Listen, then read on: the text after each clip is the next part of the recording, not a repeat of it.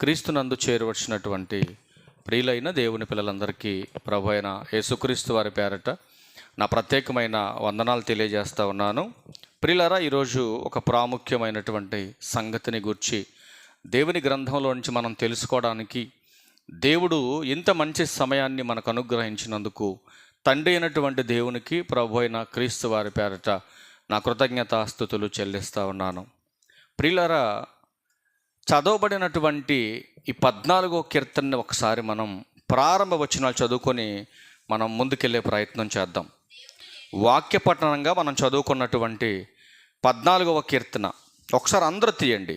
లేని వారు కొంచెం జాగ్రత్తగా వినాలని ప్రభు పేరట మీకు మనం చేస్తా ఉన్నా.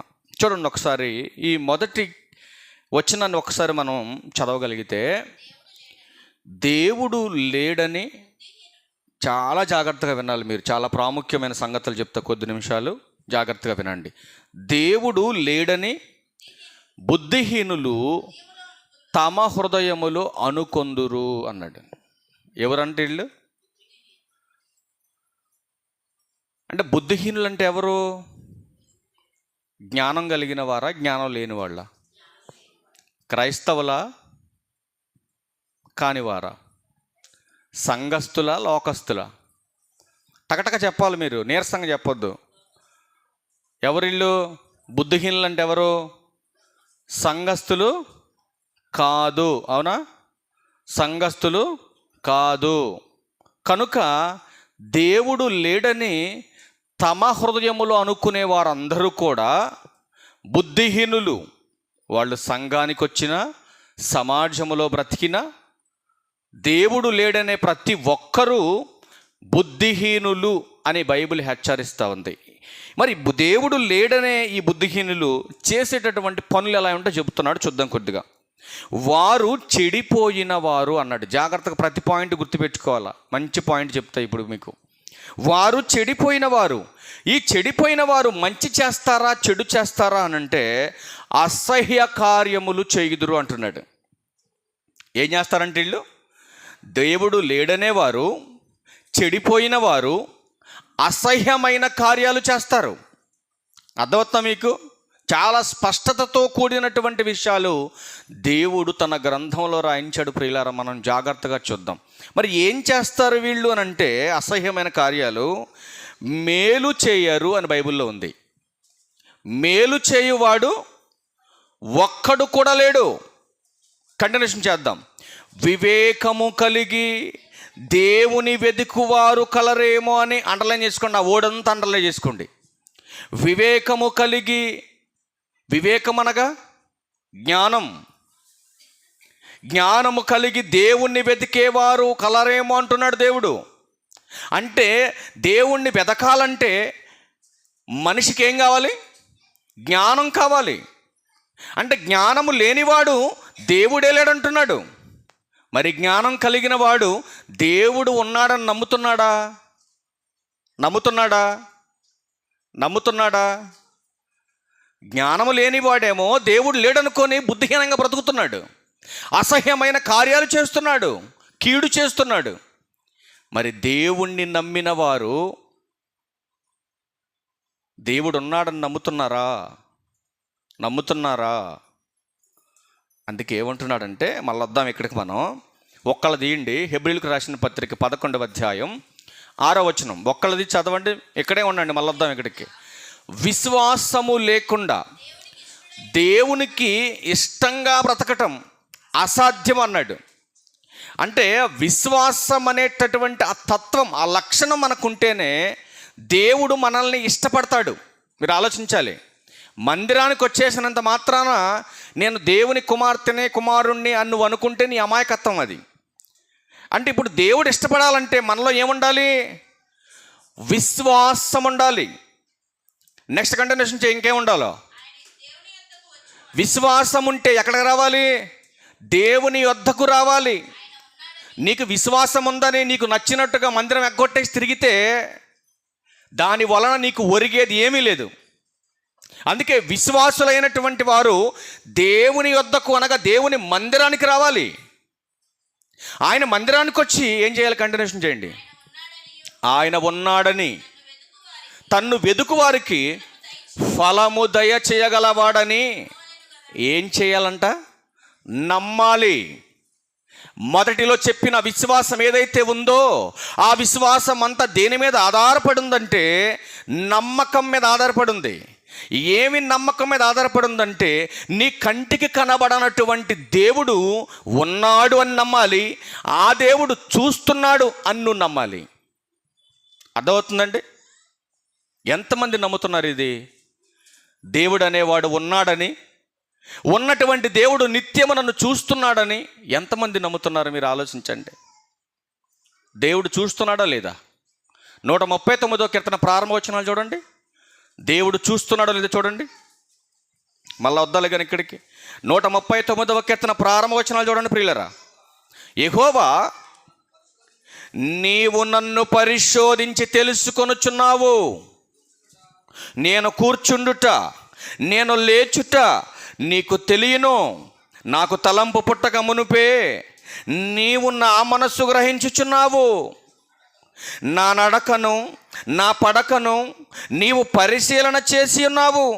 నా చర్యలన్నిటినీ నీవు బాగుగా తెలుసుకొని ఉన్నావు. చాలండి. అంటే ఉన్న దేవుడు చూస్తున్నాడు. చూస్తున్న దేవుడు ఎప్పుడు చూస్తున్నాడంటే, ఎప్పుడు చూస్తున్నాడు? నీ నడకను చూస్తున్నాడు, నీ పడకను చూస్తున్నాడు, నువ్వు కూర్చోవటం చూస్తున్నాడు, నువ్వు లేవటం చూస్తున్నాడు, నువ్వు మాట్లాడుతున్న మాట నీ లోపల పుట్టడానికి ముందే నువ్వేం మాట్లాడబోతున్నావో కూడా తెలుసుకున్నటువంటి దేవుడు. ఇవన్నీ తెలుసుకున్న దేవుడు ఎక్కడున్నారంటాడు? ఎక్కడుంటాడు ఈ దేవుడు? ఇప్పుడు నా గురించి అన్నీ మీరు తెలియాలంటే మీరు ఎక్కడ ఉండాలి? ఒకటి, నాకు దగ్గరలో ఉండాలి. అంతేనా? నీ గురించి ఎక్కువగా ఎవరో తెలుసు? స్త్రీలను అడుగుతున్నానండి, మీ గురించి ఎక్కువగా ఎవరో తెలుసు? ప్రతి అడుగు జాడ ఎవరో తెలుసు? ఎక్కువగా ఎవరో తెలుసుద్దండి? మీ యజమానులకు తెలుస్తుంది. ఇప్పుడు పురుషులను అడుగుతున్నాను, మీ భార్యల యొక్క ప్రతి కదలిక ఎక్కువగా ఎవరో తెలుసు? మీకే తెలుసు. మీ కదలికలో మీ యొక్క ప్రతిదీ కూడా ఎవరో తెలుసు? భార్యలకి భర్తల గురించి, భర్తలకి భార్యల గురించి తెలుసు. ఎందుకంటే ప్రతినిత్యం వాళ్ళు ఇరువురు కూడా కలిసిమెలిసి సహవాసం చేస్తున్నారు కనుక భర్త గురించి భార్యకి తెలుసు, భార్య గురించి భర్తకి తెలుసు. అవునా కాదా? ఎందుకంటే పక్క పక్కనే ఉంటున్నారు కాబట్టి భార్య స్థితి ఏంటో భర్తకు తెలుసు, భర్త స్థితి ఏంటో భార్యకి తెలుసు. కనుక మరి దేవుడు అనేవాడు ఎప్పుడైనా మనకు కనపడ్డాడమ్మా? కనపడ్డా? ఎప్పుడైనా కనపడ్డా? ఎవరికి కనపడలా. కానీ కనపడనటువంటి దేవుడు ఉన్నాడని నమ్ముతున్నాం. ఓకేనా? నమ్ముతున్నాం. కానీ దేవుడు కనబడలేదు, దేవుడు ఉన్నాడని మనం నమ్ముతున్నటువంటి మన విశ్వాసం నమ్మకమైనదేనా? ఆలోచించండి ఒకసారి. దేవుడు ఉన్నాడని నమ్ముతున్నటువంటి మన నమ్మకం వాస్తవం నువ్వు అనుకుంటే ఆ వాస్తవానికి ఆధారమైనటువంటి విశ్వాసం నమ్మకమైనదేనా? ఆలోచించి ఒకసారి నీ విశ్వాసం. అందుకే పౌలు గారు కొరింథీయులకి 2వ పత్రిక రాశాడు. కొరింథీలో ఉన్న సంఘానికి 2వ పత్రిక రాశాడు. 5వ అధ్యాయం 17వ వచనం అనుకుంటా, చూద్దాం ఒకసారి. కొరింథీయులకు రాసినటువంటి అపోస్తలుడైన పౌలు గారు కొరింథీయులకు రాసిన 2వ పత్రిక కాగా ఒకసారి ఒక్క నిమిషం ఆగు నాన్న, ఒక్క నిమిషం ఆగు చెప్తా. 13:5 నాన్న, క్షమించండి. 13 లేదనుకుంటా, 13:5 నాన్న, క్షమించండి. 13:5 చూడండి ఏమంటున్నాడు. మీరు విశ్వాసము గలవారై ఉన్నారో లేదో మిమ్మును మీరే ఎలా చూసుకోమన్నాడు? మిమ్మును మీరే శోధించుకొని చూసుకొనుడి, మిమ్మును మీరే పరీక్షించుకొనుడి. ఎందుకు ఈ మాట చెప్పాడు తెలుసండి? క్రీస్తును ధరించి క్రైస్తవులుగా పిలువబడుతున్నటువంటి విశ్వాసులారా, మీరు విశ్వాసం గలవారై ఉన్నారో లేదో మిమ్మల్ని మీరు చెక్ చేసుకోండి అని కొరింథీ సంఘానికి ఎందుకు చెబుతున్నాడో తెలుసా అండి?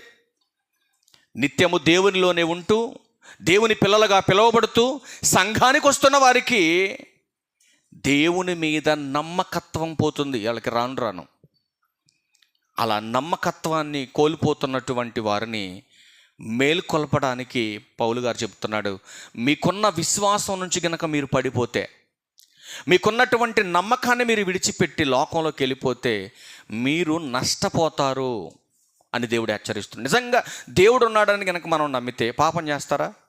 మీరు ఆలోచించండి. దేవుడు ఉన్నాడని నమ్మేవారు కానీ దేవుడు చూస్తున్నాడనే భయం ఉన్నటువంటి వాళ్ళు పాపం చేస్తారా అండి?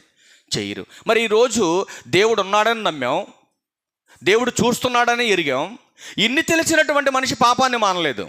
మానాడా? మానలేదు. అదే ఎక్స్ప్లెనేషన్ చేస్తూ ఇక్కడ 14వ కీర్తనలో 2వ వచనం అంటున్నాడు కదా, వివేకము కలిగి దేవుని వెదికివారు కలరేమో అని యెహోవా ఆకాశము నుండి చూచి నరులను పరిశీలించెను. ఎందుకు ఈ పరిశోధన ఆయనకి? ఎందుకంటే భక్తులు కనపడుతున్నారు కానీ దేవుడు అంటే భయపడి పాపాన్ని మానేవాడు కనపట్టలేదండి ఆనాడే. మీరు ఆలోచించండి. భక్తులు కనపడుతున్నారు, కోకొలలు కనపడుతున్నారు భక్తులు సమాజంలో, కానీ దేవుడంటే భయపడి పాపాన్ని మానిన వారు ఎక్కడో రేరు కనపడుతున్నారు. అందుకే పరిశీలన చేస్తున్నాడు. ఇంతమందిలో ఎవరు నా పిల్లలని పరిశోధన చేస్తున్నాడు ఆయన. అందుకే 3లో అంటున్నాడు, వారందరూ దారి తొలగి బొత్తిగా చెడి ఉన్నారు, మేలు చేయవారు ఎవరనూ లేరు, ఒక్కడైనా లేడంటున్నాడు దేవుడు. ఏంటి అందరూ దారి తప్పిపోయారా? అవును, మరి అందరూ దారి తప్పిపోయారు. ఎందుకు తప్పిపోయారు? దేవుడు అనేవాడు లేడని, చెడ్డ కార్యాలు చేయటానికి అలవాటు పడినటువంటి మనిషి జ్ఞానము లేక దేవుని మార్గాన్ని విడిచి లోకంలోకి వెళ్ళిపోతున్నాడు మనిషి అని దేవుడు హెచ్చరిస్తున్నాడు. ప్రియులారా, హెచ్చరిస్తున్నాడు. మరి మార్గం తప్పిన మీరు నిత్య జీవానికి వెళ్ళలేరు, నిత్య నరకానికి వెళ్ళిపోతారు. ఆయన మార్గంలో ఉన్నటువంటి మీరు ఆయన జ్ఞానాన్ని నేర్చుకోవాలయ్యా అని బైబిల్ చెప్తా ఉంటే, ఆనాడున్నటువంటి విధానం ఎలా ఉందో యోబు గ్రంథంలో ఒక మాట రాయించాడు. చూద్దాం మనం. యోబు గారు కాలానికే తత్వం ఎలా ఉందో, మనుషుల తత్వం ఒక మాట అక్కడ తెలియజేశాడు. యోబు గారు మాట్లాడుతున్నా చూద్దాం. 21వ అధ్యాయం 14వ వచనం. ప్రియులరా, 21వ అధ్యాయం 14వ వచనం, నీ మార్గములను గూర్చిన జ్ఞానం మాకు అక్కరలేదు. ఎందుకు అక్కర్లేదు? నీ మార్గమును గూర్చినటువంటి జ్ఞానం మాకు అక్కర్లేదు. ఎందుకంటే ఆల్రెడీ మేము చెడిపోయాం, మేము మార్గం తప్పిపోయాం. కనుక స్వేచ్ఛకు అలవాటు పడినటువంటి మనిషి ఇక దేవుని జ్ఞానం అక్కర్లేదు వాడికి. వివేకిగా ఉన్నటువంటి వ్యక్తి అవివేకిగా మారిపోయాడు. ఇప్పుడు జ్ఞానం నేర్చుకోండి రా బాబు అంటే నేర్చుకునే పరిస్థితుల్లో లేరండి. అందుకే ఏమంటున్నాడు ఇక్కడ, నీ మార్గములను గూర్చిన జ్ఞానం మాకు అక్కర్లేదు, నీవు మమ్మును విడిచిపొమ్మని దేవునితో చెప్పుదురు. అండర్లైన్ చేసుకోండి ఈ లైన్ అంతా. ఏం చెప్తున్నారు? నీ మార్గం మాకొద్దు, నీ జ్ఞానం మాకొద్దు, నువ్వు కూడా మాకొద్దు. ఎప్పుడు మాట్లాడతారో తెలుసండి ఈ మాటలు? అన్నీ బాగున్నప్పుడు మందిరంతో పని లేదు, అన్నీ బాగున్నప్పుడు దేవుని జ్ఞానంతో పని లేదు, అన్నీ బాగున్నప్పుడు దేవుని పక్షాన నిలబడి గొంతారిపోయేలాగా అరుతుడు చూసిన సేవకుడు వాడు అంతకన్నా అవసరం లేదు. మరి ఎప్పుడు అవసరం మనిషికి? మళ్ళీ మాట్లాడుతూ ఉంటారు, అస్సలు మా అంత భక్తులు లేరు ప్రపంచంలో అంటారు చాలామంది. అందుకే యేసు ప్రభు వారు అంటున్నాడు కదా, చూద్దాం ఒకసారి అన్నమాట. ఏమంటున్నాడు చూడండి యేసుక్రీస్తు ప్రభు వారు. మార్కు సువార్త 7వ అధ్యాయం. దీన్ని ఎంత అద్భుతమైన మాటలు చెప్పాడండి మహానుభావుడు యేసుక్రీస్తు ప్రభు వారు.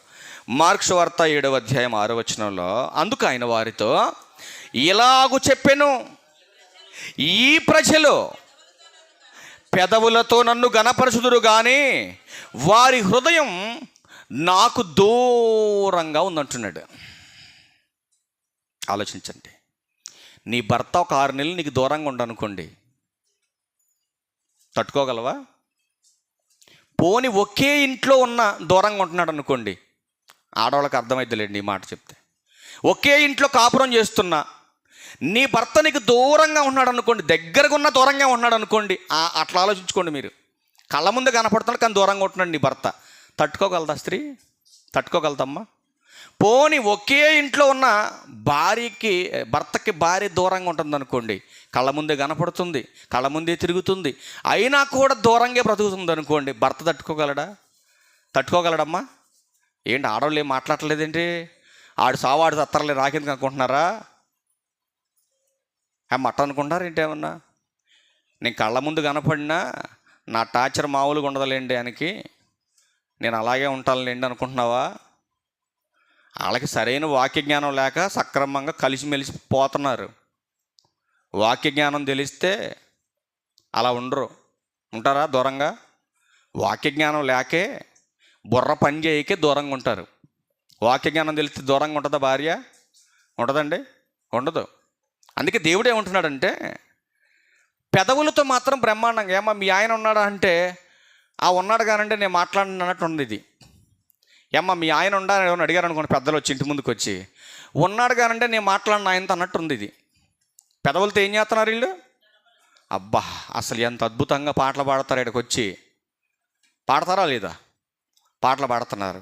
మరి హృదయం దూరంగా ఉందంటున్నాడేంటి అంటే, హృదయంలో ఎవరికి చోట్లేదు? దేవునికి చోట్లేదు.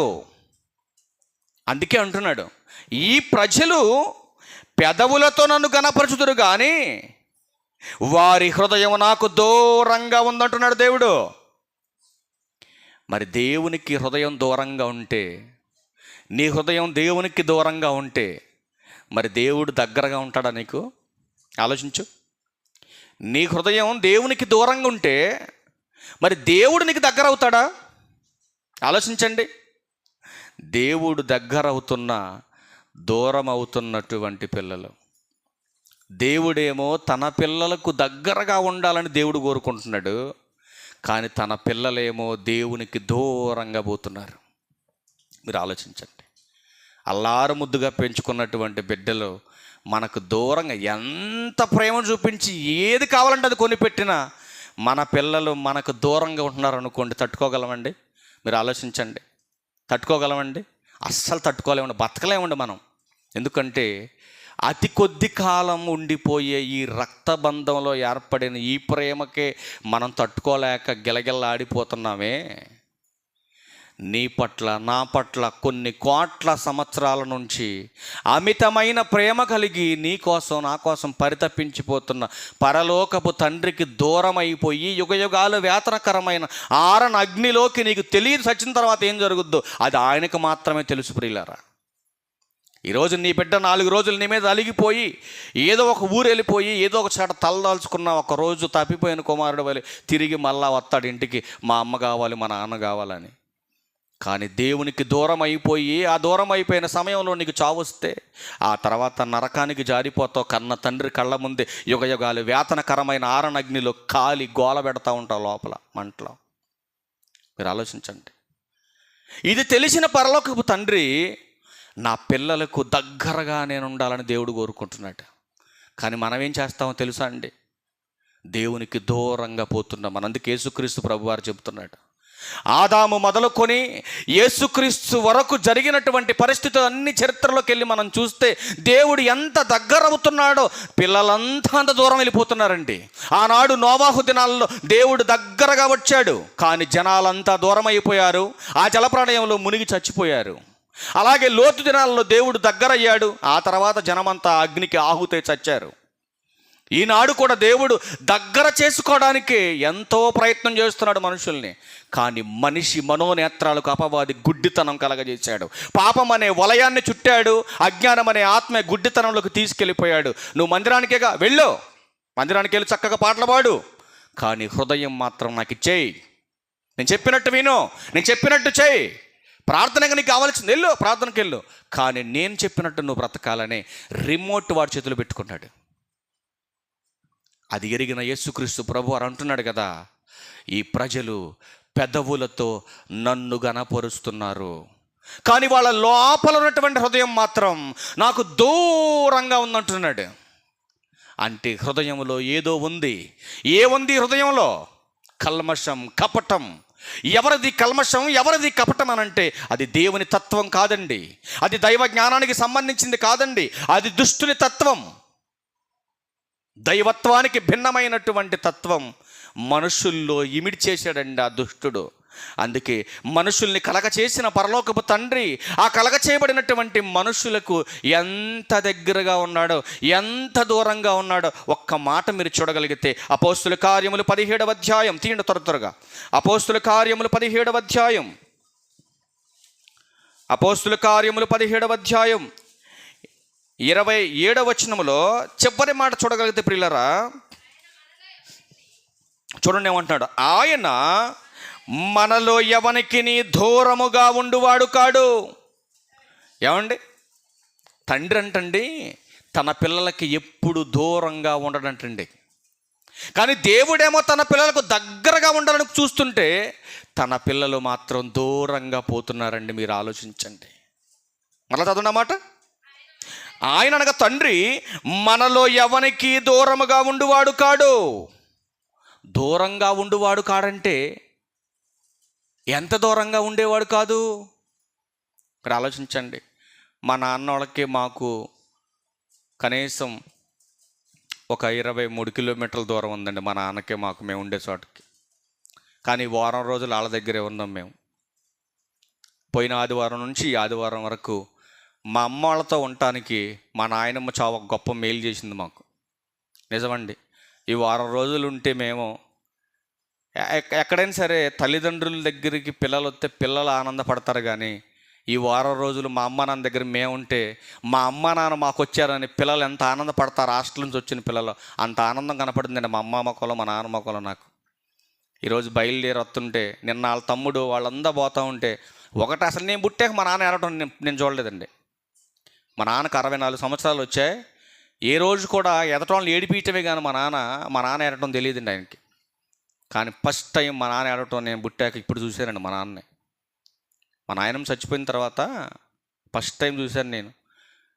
జనాలంటే గిట్టన మనిషి. ఈరోజు జనాలు వచ్చి వెళ్ళిపోతుంటే ఆయన తట్టుకోలేకపోయాడండి. నుంచోని ఏడుస్తుంటే నాకు బాధ వేసింది చాలా. అట్లాంటి మనిషి ఈరోజు మేము బయలుదేరి ఇప్పుడు కాసేపటికి మా తమ్ముడు వెళ్ళిపోతారు. ఈరోజు మేము వచ్చేసాం. వారానికి 1-2 సార్లు నేను చూడకుండా బతకలేను వాళ్ళని. మేము ప్రతినిత్యం వచ్చిపోతున్నా కూడా వాళ్ళకి మేము ఇన్ని రోజులు ఉండి వెళ్ళిపోతుంటే మా అమ్మ నాన్న అన్నం కూడా తినకుండా అట్టే కూర్చొని ఎడుతున్నారు. ఈరోజు చాలా బాధ వేసిందండి నాకైతే. అమ్మ నాన్న వెళ్ళిపోతున్నారు మమ్మల్ని ఇడిచిపెట్టి హాస్టల్ అని పిల్లలు ఎడుతున్నట్టుగా పిల్లల తత్వం కనపడిందండి వాళ్ళలో నాకు. నిజంగా ఆలోచించండి. ఈ భూమి మీద ఉన్నటువంటి తల్లిదండ్రులకి తన బిడ్డలు వెళ్ళిపోతుంటే అంత బాధపడుతున్నారే. రాత్రి కూర్చొని 12, 11, 12 ఆ టైంలో వాళ్ళ తమ్ముడు ఇడిచిపెట్టి వాళ్ళ మేనగోడల్లో వాళ్ళ పిల్లలు అందరూ ఇడిచిపెట్టి పోతుంటే మా అమ్మ నాన్న ఏడుతుంటే వాళ్ళని చూసి తట్టుకోలేక నేను కూర్చొని ఈ 4 రోజుల నుంచి అసలు బైబిల్ తీయడానికి కూడా ఖాళీ లేదండి. అంత బిజీగా పనులన్నీ అంత చేయబట్టి మంచిగా చేయగలిగాం మేము. ఇక రాత్రి ఇంకా నేను సాయంత్రం పూట అన్నీ అయిపోయిన తర్వాత ఇక ఎవరూ ఫోన్ చేయకూడదని ఇప్పటికి ఫోన్ స్విచ్ ఆఫ్ తీయలేదండి నేను. నిన్నంగా ఆపేసే ఫోను. ఈ డస్ట్బిన్స్ ఎవరు ఉండకూడదని కూర్చొని ఈరోజు ఉదయం మాట్లాడేది, మధ్యాహ్నం మాట్లాడేది, నైట్కి మాట్లాడే మెసేజ్లన్నీ రాత్రి కూర్చొని అన్నీ 1 by 1 నిశ్శబ్దంగా కూర్చొని మంచిగా ఎవరు డస్ట్బిన్స్ లేకుండా డోర్లన్నీ వేసుకొని కూర్చొని బైబిల్ ముందు కూర్చొని రాస్తుంటే ఆత్మ ఎంత దుఃఖానికి లోన్ చేస్తుందండి. మాటలన్నీ బైబిల్లోంచి తీసి రాస్తుంటే నాకు అది యాస్టీజ్గా మా నాన్న దగ్గర నాకు కనపడిందండి. ఒక తండ్రిగా రక్తాన్ని పంచినటువంటి తండ్రిగా ఫ్యామిలీ మెంబర్స్ అందరికీ పెద్ద దిక్కుగా ఉన్నటువంటి మా నాన్న ఇంత దుఃఖపడుతుంటే మా నాన్నని మమ్మల్ని మా యావత్ ఫ్యామిలీని ఇంతమందిని భూమి మీద పుట్టించి ఒక కుటుంబంగా ఏర్పరిచి ఏమంటే దేవుడు ఇంత గొప్ప తండ్రి ఇంత ప్రేమ మా పట్ల చూపించి అంత దగ్గరగా మా పక్క నుండి నడిపిస్తున్నటువంటి దేవునికి వాక్య జ్ఞానం లేక చాలామంది దూరం అయిపోతుంటే ఆ పరలోకపు తండ్రి ఎంత బాధపడుతుంటాడని నాకు చాలా దుఃఖం వచ్చిందండి. చాలా బాధ కలిగింది. నా బాధతో రాశాను ఈ మాటలన్నీ. ఆలోచించండి. నిజంగా ఒక తండ్రి కొడుకుల బంధం నిజంగా ఈ భూమి మీద ఎందుకు పెట్టాడో తెలుసా అండి? ఆ పరలోకమందున్న తండ్రి యొక్క గొప్పతనం ఏంటో ఈరోజు ఈ భూమి మీద మనకు అర్థం కావటం కోసమే ఆ తండ్రి ఒక కుటుంబాన్ని కట్టాడండి. ఒక కుటుంబాన్ని కట్టి ఈ రక్తబంధాన్ని ఏర్పాటు చేశాడండి. ఒక తండ్రి విలువ నువ్వు తెలుసుకోవాలి, ఒక తల్లి విలువ నువ్వు తెలుసుకోవాలి, సహోదర విలువ తెలుసుకోవాలి, ఈ సమాజంలో ఉన్న ప్రతి ఒక్కరి విలువ మీరు తెలుసుకోవాలనే దేవుడు ఎంత ప్రేమను మన పట్ల చూపించి ఇంత మంచి ఫ్యామిలీని మనకిచ్చాడే. ఈ ఫ్యామిలీ విలువ తెలియక, దేవుని జ్ఞానం తెలియక ఫ్యామిలీని విడగొట్టుకోవాలని, ఫ్యామిలీకి దూరంగా బతకాలని సచ్చి ఏంట్రయ్యా నువ్వు సాధించేది ఆలోచించి ఒక్కసారి. ఏ దినమని ఎవడు చస్తాడో ఎవడికి తెలియదు. ఏం పట్టుకుపోదామని స్వార్థాలు, ఏం తీసుకుపోదామని ఈ ఆర్భాటాలు నాకేం అర్థం కావట్లేదు. అందుకే ఈ మనుషులను చూస్తుంటే నాకు అప్పుడప్పుడు చాలా బాధ వేస్తుందండి. ఎందుకంటే మనిషి జీవితం చాలా చిన్నదండి. ఎగిరెగిరి పడతాడు మనిషి అంతే భూమి మీద. మీరు ఆలోచించండి. అందుకే దేవుడు తన ఆవేదనను వ్యక్తపరుస్తూ మనుషులకు తెలియజేస్తున్న మాట, ఆయన మనలో ఎవ్వనికి దూరంగా ఉండేవాడు కాదు. ఆయన మరి ఎక్కడుంటాడు దూరంగా ఉండకుండా అంటే, కీర్తనల గ్రంథంలో ఒక మాట చెప్పాడు చూడండి.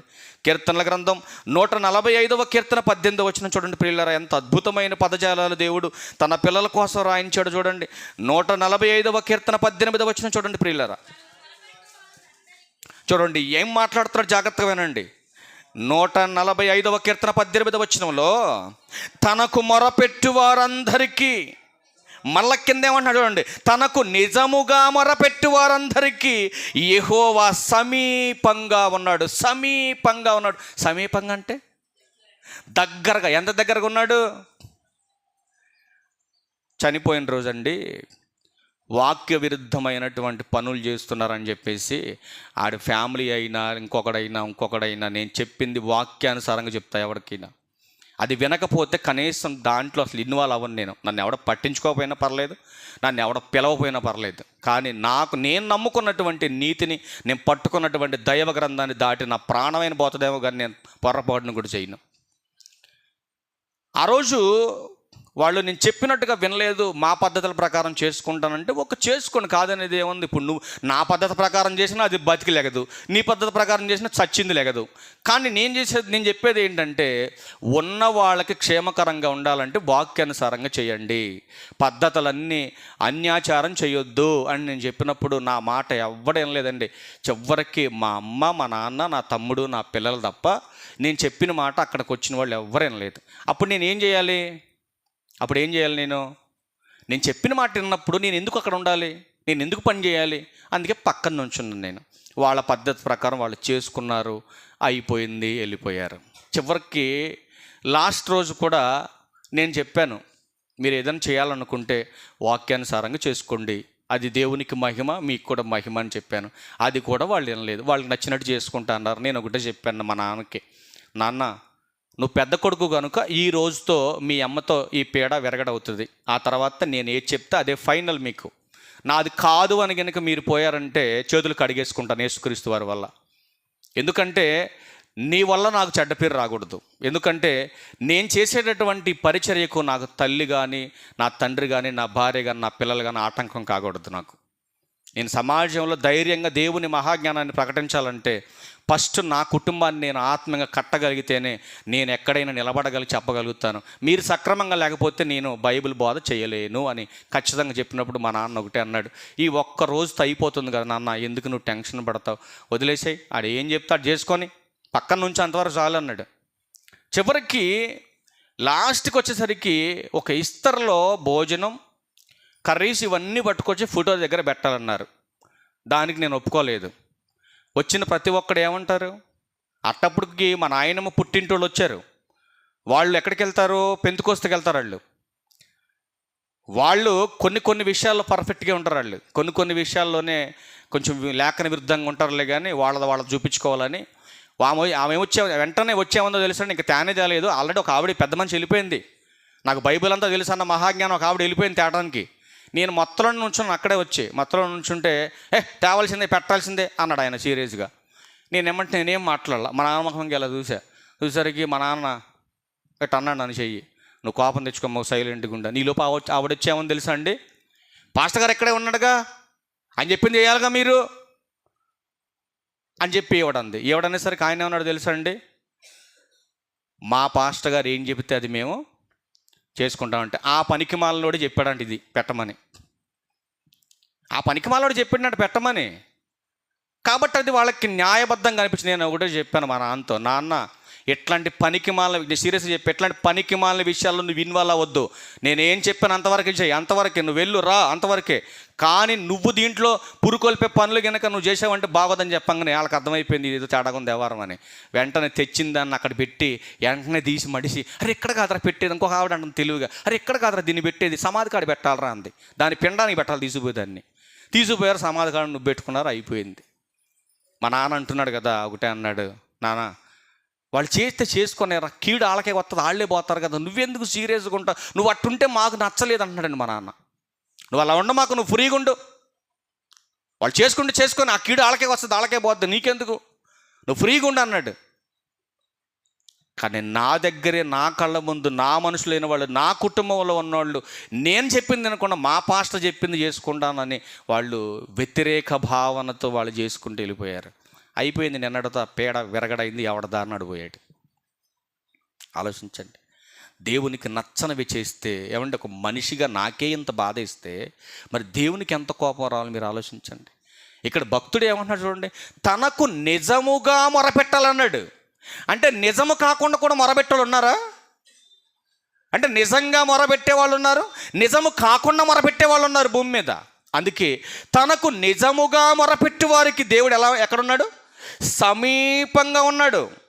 యోబు గ్రంథం 9వ అధ్యాయం 11 వచనం కూడా చూడండి, ఎక్కడున్నాడు? సమీపంగా. యోబు గ్రంథం 9వ అధ్యాయం 11 వచనం కూడా చూడండి, ఎంత సమీపంగా ఉన్నాడు. ఎంత బాగుంటుంది. నిదానం చదవండి తెల్లమాట. ఇదిగో ఆయన ఎక్కడ వెళ్తున్నాడంటండి? నాకు సమీపమున గడచిపోవచ్చున్నాడు కానీ నేను ఆయనను కనుగొనలేదు. నా చేరువను పోవచ్చున్నాడు కానీ ఆయన నాకు కనబడాడు. ఎంత దగ్గరలో పోతున్నాడు? చేరువని అంటే అర్థం ఏంటి? పక్కనే ఉన్నాడు ఆయన. కనపడతాడు ఎప్పుడైనా? అస్సలు కనపడ్డు. ఏమండి, ఏర్పాటు చేయబడినటువంటి మన కోసం దేవుడు పరలోకంలో నుంచి మన పక్కనకు వచ్చేసి మన పక్కనే ట్రావెల్ చేస్తున్న అంత దగ్గర సంబంధాన్ని దేవుడు మనతో కలిగి ఉంటే మనిషి మాత్రం, దేవా నువ్వెంత దగ్గర అవుతావో నేను అంత దూరం పోతాను మనిషి అనుకుంటున్నాడు. మనిషి ఎలా దూరం అవుతున్నాడు తెలుసా అండి? మళ్ళీ పైపెచ్చి అంటారు కదా, నేను ప్రార్థన చేస్తే దేవుడు నా మొర వినట్లేదండి, మేము అనుకున్నవి జరగట్లేదండి, మేము అనుకున్నది ఏది కూడా మాకు సక్సెస్ అవ్వట్లేదండి, అంటే దేవుడు మా మొర వినట్లేదండి అని నీకు అర్థమవుతుందంటే అసలు ఎందుకు వినట్లేదో, పక్కనే ఉన్నటువంటి దేవుడు అసలు ఎందుకు పట్టించుకోవట్లేదో మీరు ఆలోచించండి. కనుక ప్రియులారా, దేవుడు సమీపంగా వచ్చాడు, దగ్గరకు వచ్చేసాడు. దగ్గరకు వచ్చినటువంటి దేవుణ్ణి సమాజం ఎలా దూరం చేసుకుంటుందో కొన్ని మాటలు మీకు చూపిస్తాం. బైబిల్ చూడండి ఒకసారి. యెషయా గ్రంథం 59వ అధ్యాయం మరికొన్ని మాటలు చూసి ముగించేద్దాం. యెషయా గ్రంథం 59వ అధ్యాయం మొదటి 2 వచనాలు చూడండి. రక్షింపనేరక ఉండునట్లు యెహోవా హస్తం కొరచ కాలేదు. దేవుని చేతులు ఏమన్నా కొరస ఏమండి? ఎందుకు ఆయన చేతులు సహాయం చేయట్లేదు? ఎందుకు దేవుడు రక్షించట్లేదు నిన్ను? ఆలోచించండి.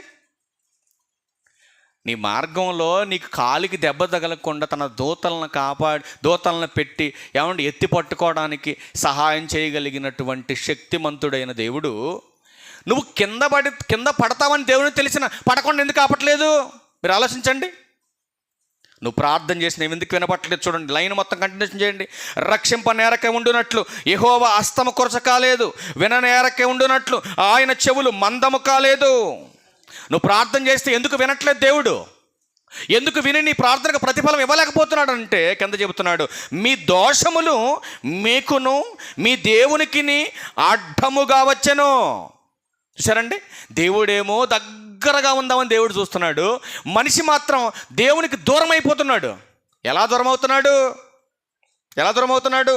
దోషములు.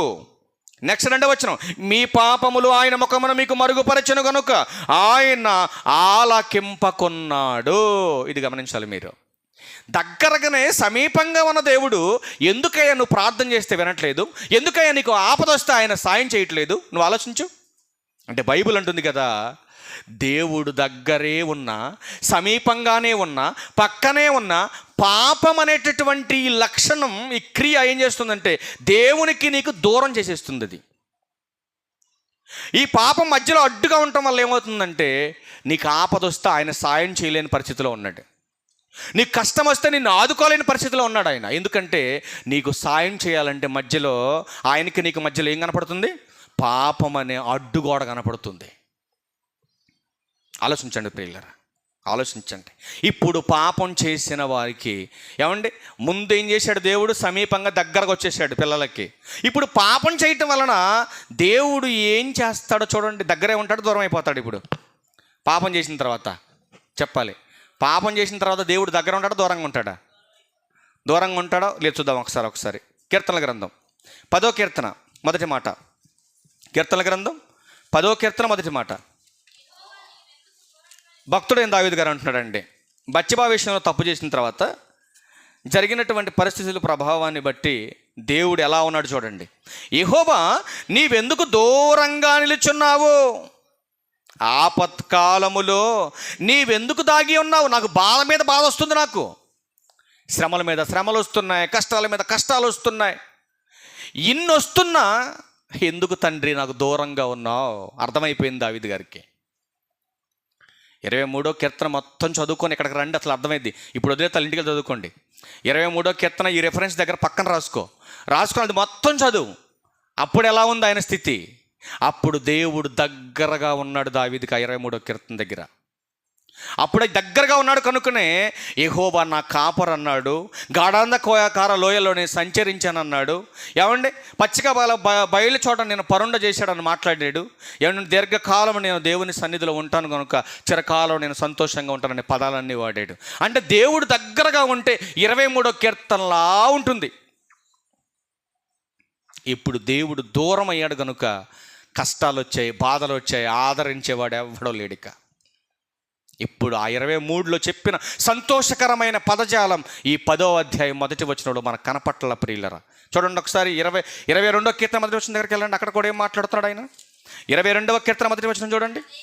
నా దేవా, నా దేవా, నీవే నన్నేలా విడనాడితివి, నన్ను రక్షింపక, నా ఆర్తధ్వని నీ వినక నీవేళ దూరంగా ఉన్నావు. ఎనడక నువ్వు పాపం చేస్తే నీకు రోదన వస్తుంది, నీకు కన్నీళ్ళు వస్తాయి, మనశ్శాంతి ఉండదు, శాంతి ఉండదు, సమాధానం ఉండదు. ఇక నీ కుటుంబం అంతా ఏడుపు మొత్తుల్లో ఉంటావే. ఇంకా అట్లాంటి పరిస్థితిలో నువ్వు ఏం చేసినా వినంటున్నాడు ఆయన. ఆర్తధ్వని, అసలు గొంతు ఆరిపోయేదాకా అరిసినా కూడా దేవుడు ఇక నీకు దగ్గరికి రానుగాక రానుడు. మీరు గమనించాలి ఈ విషయాన్ని. రానుగాక రాడు దేవుడు.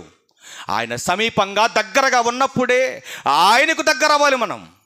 కానీ పాపం చేత దేవునికి దూరంగా వెళ్ళిపోతున్నాం మనం. అందుకే దేవునికి దూరం అయిపోతే మనకు ఎలాంటి ప్రతిఫలం ఉండదని బైబిల్ హెచ్చరిస్తూ ఉంది. చూడండి, చాలామంది పాపం చేస్తూ దేవుని మందిరానికి వస్తూ దేవుని పాటలు పాడుతూ హృదయం ఎలా ఉందో చూడండి ఒకసారి. మరొక మాట ఇర్మీయా గ్రంథంలో ఒక మాట ఉంది చూడండి, ఎలా ఉంటుందో. ఇర్మీయా గ్రంథం చూడండి, ఒక మాట ఉంటుంది. చేసేవన్నీ చేసేసుకోవడం, లోక సంబంధం అన్నీ చేసేయడం, తర్వాత వచ్చేసి దేవా అసలు నువ్వు లేకపోతే నేను ఉండలేనయ్యా, బతకలేనయ్యా అంటున్నారు చాలామంది. అందుకే ఏమంటున్నాడు ఇర్మీయా గ్రంథం 12వ అధ్యాయం 2-3 వచనాల్లో, నీవు వారిని నాటుచున్నావు, వారు వేరు తన్నుచున్నారు, వారు ఎదిగి ఫలమిచ్చుచున్నారు. అక్కడ వరకు బాగానే ఉంది. నువ్వే నాటుతున్నావు, నువ్వే అభివృద్ధి చేస్తున్నావు, నువ్వే చక్కగా మంచి ఆశీర్వాదాలు ఇస్తున్నావు, బాగానే ఉంది ఇక్కడ వరకు. కానీ ఏం చేస్తారు మనుషులు చూడు. వారు ఎదిగి ఫలం ఇచ్చుచున్నారు, వారి నోటికి నీవు సమీపంగా ఉన్నావు. ఎలా ఉన్నానంట? నోటికి సమీపంగా ఉంటావేంటి అంటే నోటితో ఏం చేస్తున్నారు వీళ్ళు? చక్కగా పాటలు పాడుతున్నారు. అంటే పాటలు పాడుతున్నారంటే అర్థం ఏంటి? నోటితో మాత్రమే గణపరుస్తున్నారు వీళ్ళు. నెక్స్ట్ 3వ వచనంలో, వారి అంతరింద్రియములకు నీవు దూరముగా ఉన్నావు. అంతరింద్రియం అంటే హృదయం.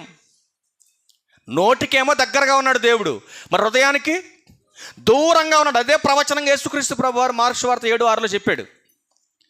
నోటికేమో దగ్గరగా ఉన్నాడు దేవుడు పాటల ద్వారా, కానీ లోపల ఉన్న హృదయానికి మాత్రం దేవుడు ఎక్కడున్నాడు? దూరంగా ఉన్నాడు. ఇట్లాంటి వాళ్ళ గురించి 3వ వచనం చెప్తున్నాడు చూడండి. యెహోవా నీవు నన్ను ఎరిగి ఉన్నావు. ఇర్మీయా గారు అంటున్నాడు, దేవా వాళ్ళందరి గురించి నువ్వు మాట్లాడుతున్నావు, ఓకే బాగానే ఉంది. కానీ నీవు నన్ను ఎరిగి ఉన్నావు, నన్ను చూచుచున్నావు. నా హృదయము నీ పట్ల ఎట్లున్నది నీవు శోధించుచున్నావు. చూడండి, మార్పు లేనటువంటి వారి గురించి చెబుతున్నాడు. వధకు ఏర్పరచబడిన గొర్రెల వలె వారిని హతము చేయము, వధ దినమునకు వారిని ప్రతిష్ఠించు. ఏమన్నా చూసారండి? పెదాలతో మాత్రమే ప్రభువుని దగ్గర చేసుకొని, హృదయాన్ని దూరం చేసుకొని, భక్తి అనే వేషాన్ని ధరించి ఇలానే మందిరంలో మనం బ్రతికితే ఎలా సిద్ధం చేయమంటున్నాడు?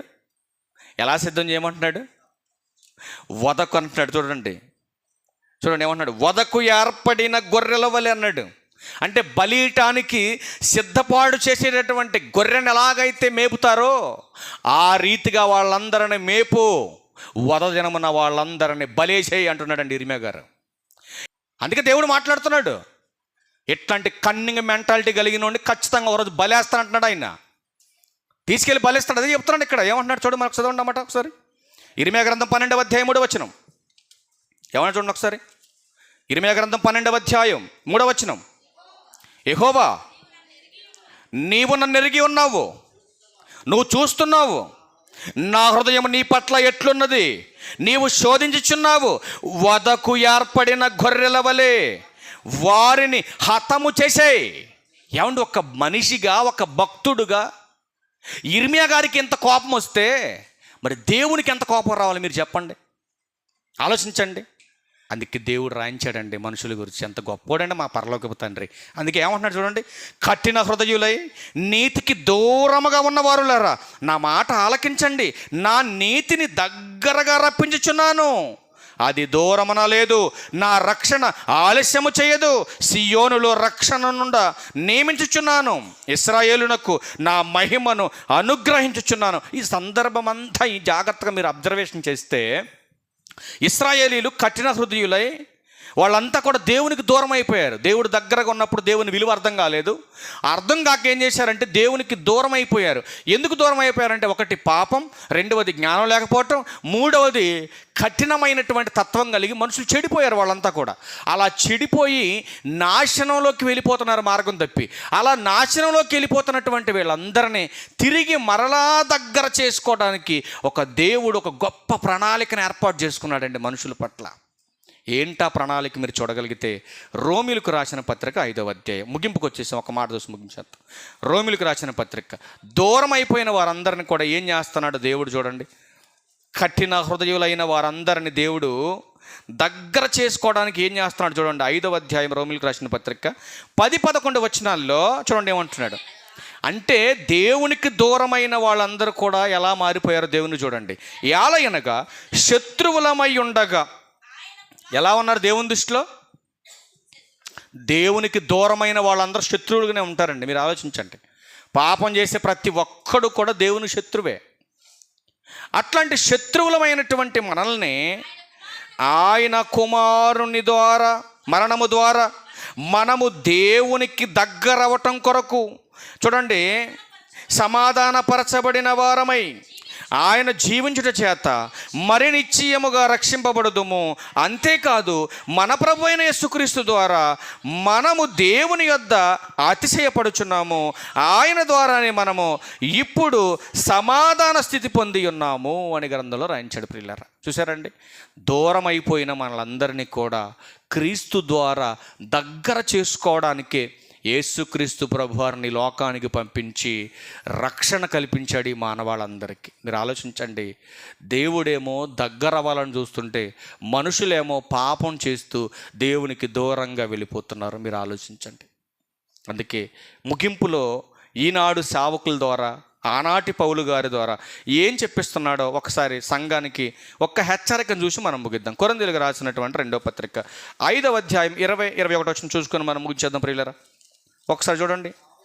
కావున దేవుడు మా ద్వారా వేడుకొనినట్టు మేము క్రీస్తుకు రాయబారులమై దేవునితో సమాధానపడుడని క్రీస్తు పక్షముగా మిమ్మును బతిమాలుకొనుచున్నాము. దేవునికి మీరు దూరం అవ్వద్దు, దేవునికి దగ్గరకు రావాలి మీరని ఆనాడు పౌలు గారు కొరింథీ సంఘానికి చెబుతున్నాడు. ఈరోజు ఉన్నటువంటి విశ్వాసులకు సేవకుడిగా నేను కూడా ఇదే ప్రస్తావన చేస్తున్నాను. దేవునికి దూరం అయిపోతే మీకు కష్టాలు వస్తే ఆయన ఆదరించడు, మీకు బాధలు వస్తే ఆయన పట్టించుకోడు, మీరు ప్రార్థన చేస్తే అసలు ఆయన వినడు, మిమ్మల్ని రక్షించడం. ఇది గమనించాలని ప్రతి ఒక్కరికి మనవి చేస్తూ 21 ఏమంటున్నాడు, ఎందుకనగా మనం ఆయన యందు దేవుని నీతి ఎగునట్లు పాపమెరుగని ఆయనను మన కోసం పాపముగా చేశాడు. చూశారండి, ప్రభువారు మనల్ని దేవునికి దగ్గర చేయటానికి మన పాపాలకు ఆయన శిక్ష అనుభవించాడు, మన పాపాలకు ఆయన అవమానపడ్డాడు, మన పాపాల కోసం ఆయన రక్తం కాచాడు, మన కోసమే ఆయన ప్రాణం పెట్టాడు. ఎందుకోసం పెట్టాడు అనంటే దూరం అయిపోయినటువంటి మనల్ని దేవునికి దగ్గర చేయటం కొరకే యేసుక్రీస్తు ప్రభువారు ఈ లోకానికి వచ్చాడన్న సత్యాన్ని సంఘమంతటి వారు ఎరగాలని ప్రభు పేరట మీకు మనవి చేస్తూ ఈయన మాటలు ముగిస్తాను. అందరికీ వందనాలు. Okay, thank you.